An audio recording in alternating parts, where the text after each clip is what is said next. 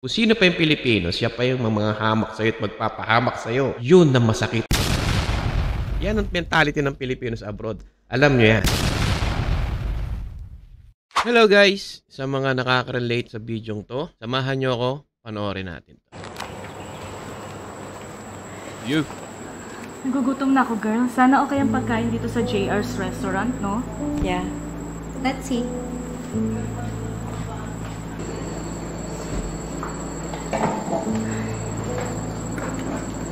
Mukha namang promising ang mga pagkain nila dito. We might as well try their bestseller food. Uy. You're right, sis. Para maiba naman dun sa usual food na kinakainan natin sa Japanese and Italian restaurants, right? Exactly. O siya, Exactly. tawagin na natin ang waiter. Waiter! Waiter! Waiter! Ay, may chicken skin sila oh. Good afternoon po, ma'am. Welcome to JR's Restaurant. Ano pong order ninyo? Teka, I think I know you. You're Steffi, right? Do you still remember me? I'm Golda. Kawork mo dati sa Pilipinas, remember? Yes, Alam naaalala kita. pala. It's nice to see you again after so many years, Golda. Dito pa talaga tayo magkikita ulit sa abroad. Kamusta ka naman? Well, I'm fine. I have a high-paying job and stable career. Unlike sa'yo, waitress ka lang dito. How could you settle with this kind of job? Hindi naman sa minamaliit kita or yung mga kagaya mong waitress, ha? Pero ang pagkakaalam ko kasi, mababa ang mga pasahod nila rito. Am I right? So nakita natin kung gaano kamaldita yung customer, which is kaibigan niya or kasama niya sa trabaho before sa Philippines, di ba?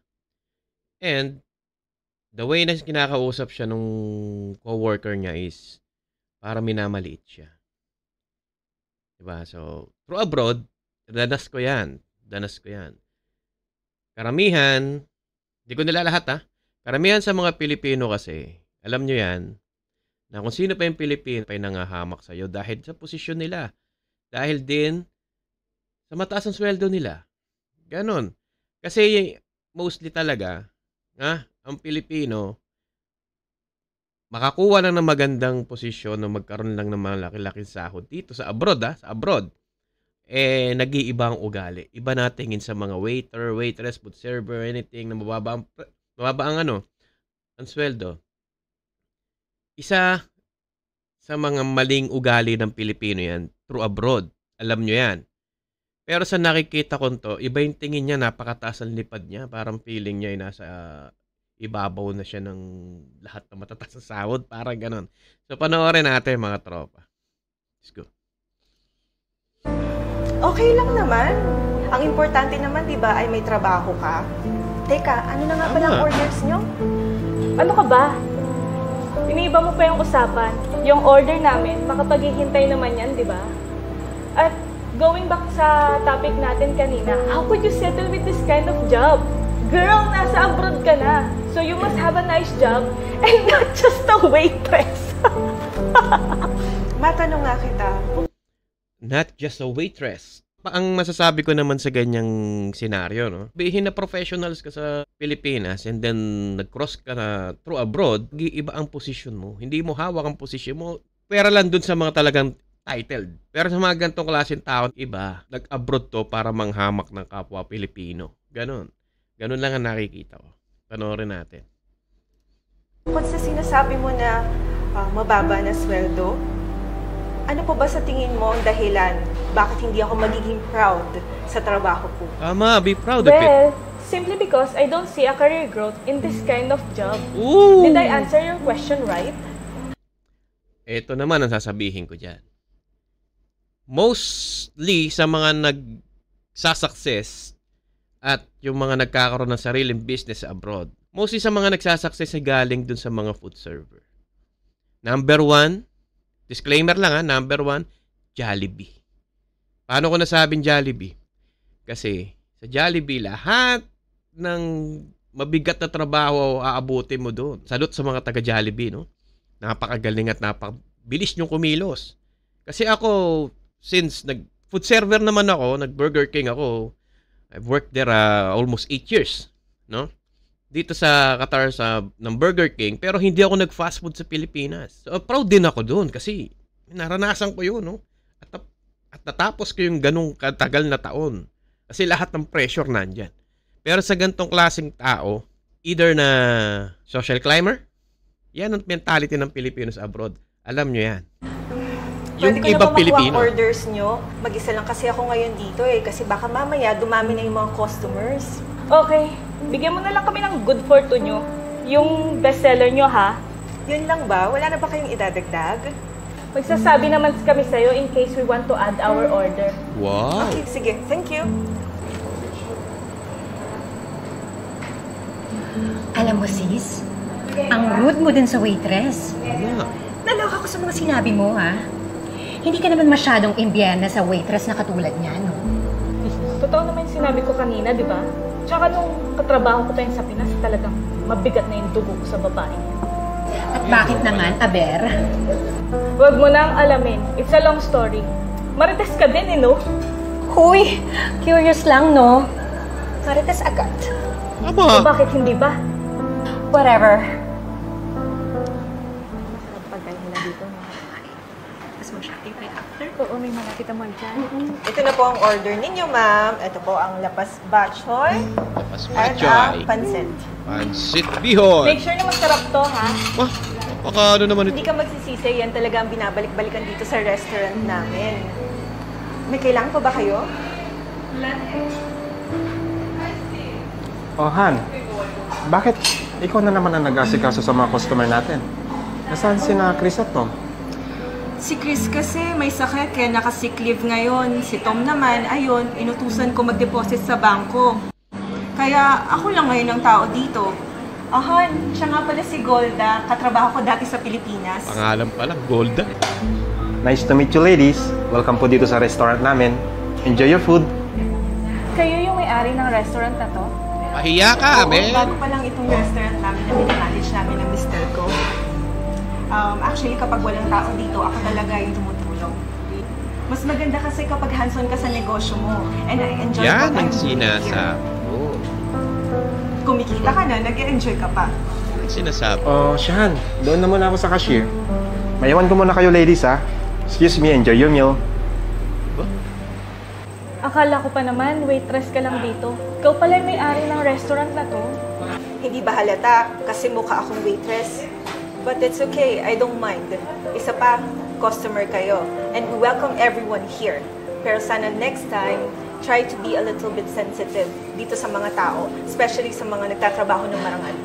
Waitress man yan o ano pa man ang trabaho nila. I think they deserve to be treated nice. Tama. Tama ba ako? Anyways, balik na muna ako sa cashier ha. Kung may kailangan ng order pa kayo, tawagin nyo lang ako. Enjoy your food! Wait, naiwan ko pala yung wallet ko. Baka... I understand. Don't worry. Sagot ko na yung mga orders ninyo. Kapal ng mukha. May pinagsamahan naman tayo sa Pinas, right? Kapal ng mukha. Salamat, ha? Walang anuman. Sige, maiwan ko na muna kayo dyan. Enjoy your food. Hoy, Lesson learned. Yan ang sinasabi ko. Masyado kasi tayong mapangmata ng tao. Porket nakita natin ang physical and hindi natin chinecheck kung ano yung background nila, mostly sa mga Pilipino is nagiging judgmental sa tao. Dahil sa pananamit, dahil sa pagsasalita, anything na mapapansin natin, na-judge natin. Katulad nito ni ate, sa dami ng sinabi niya, sa dami ng paglalait niya, kinain niya at sinampal siya ng katotohanan dahil dun sa ugali niya. Madalas nangyayari yan sa abroad. Kung sino pa yung Pilipino, sila pa yung masyadong mapagmataas sa'yo. Pagdating sa posisyon mo, waiter, food server, cleaner, ganon sila. At subok ko na yan at naranasan ko na yan. Sa tagal ko sa food service, food and beverage, putik na. Talagang danas sa danas. Kaya sila pa yung mga demand. Kaya sinasabi ng mga OFW, at hindi lang ako yun kung sino pa yung Pilipino, siya pa yung mga hamak sa'yo at magpapahamak sa'yo. Yun ang masakit na katotohanan. Kaya lesson learned sa lahat, no? Huwag tayo magiging judgmental sa mga taong nakikita lang natin sa physical. Yun lang. Panoorin pa natin hanggang matapos. ambisyosa ka, girl, Nagyayayaya ka dito, tas wala ka naman palang pera. Wala ka palang pera. Ipapahamak mo pa ako. And I think I know the reason kung bakit mabigat ang dugo mo sa kanya. insecure ka sa kanya noon pa man. Insecurities. Tama ba ako? Yan. Alam mo, tumahimik ka na lang dyan. Paano yan? Hindi napahiya ka pa pala sa huli. Siya pala ang may-ari ng restaurant na to eh. Pero alam mo sis, tama siya eh. I totally agree with everything she said. Ay. Sige, magsalita ka pa. Iiwanan talaga kita rito. Sige na nga, kumain na lang tayo. At mukhang masarap naman yung pagkain nila eh. Pero next time ha, tigilan mo na yung pagiging mahadera mo. Oo na, matahimik lang ang bunganga mo. Okay, cut na natin kasi siguro hanggang doon lang. Ang kapal ng mukha niyo, wala siyang pera. Yan nga, no? Lesson learned. Sabi nga nila, insecurity kills you. Hindi ka uunlad kapag may insecurities ka. Tanggalin nyo yan. Tanggalin natin yan. Atawan natin insecurity. Mag-focus tayo kung paano natin pauunlarin yung sarili natin at paano tayo makakatulong sa kapwa natin. Ganun. Yun dapat. 'Di ba? Hindi ko ho nilalahat. Alam ko ho na hindi lahat ng Pilipino yung ganyan ng ugali. Isa lang ho ito sa mga halimbawa na nangyayari in reality pagdating sa abroad. Nangyayari ho talaga yan. Kaya salute ho sa mga waiter, sa mga food server, sa mga cleaner, basurero, or anything mababa ang trabaho at kumikita ng malinis at marangal. Salute ho ako sa inyo at mabuhay ho kayong lahat. Huwag ho natin iisipin na dahil ganun lang ho ang trabaho natin. Napakamarangal ho niyan at malaking tulong ho para sa bansa natin yan. Ganun pa man, tulad ng sinabi ko, don't judge other people by their looks or by their appearance. Diba? Ganun lang ho yun. So maraming salamat mga tropa sa pagsama sa akin. Johans TV, please follow my page. Another short movie. At disclaimer lang po, shoutout din po sa T-Bone, Abu Dhabi, T-Bone Production o T-Bone Entertainment ba ito. Maraming salamat at sana'y marami pa kayong ma-inspire na tao about sa mga short movies na ginagawa nyo. Yun lang mga tropa. Maraming salamat. Johans TV, peace out.